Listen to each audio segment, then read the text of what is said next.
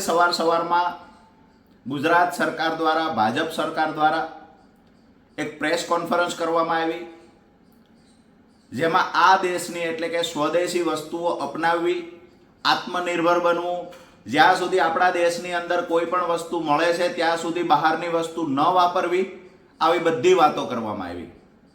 ક્યાંક ને ક્યાંક મને એવું લાગે છે કે હાથીના દાંતની માફક ચાવવાના અને બતાવવાના અલગ છે આ સરકારના. સ્વદેશીની વાતો સાથે અમારું 100% સમર્થન છે, અમે માનીએ છીએ. અમે તો જે દિવસે આ સરકારે બહારથી કપાસની આયાતો પર તમામ પ્રકારના ટેક્સ નાબૂદ કર્યા, ગુજરાતનો અને દેશનો ખેડૂત બરબાદ થઈ રહ્યો છે, તેમ છતાંય અહીંના ખેડૂતોનો કપાસ માર્કેટમાં આવે એ પહેલા બહારથી કપાસ આયાત કરવાનો જે સરકારે નિર્ણય લીધો એને પણ અમે સખત શબ્દોમાં વખોડતા.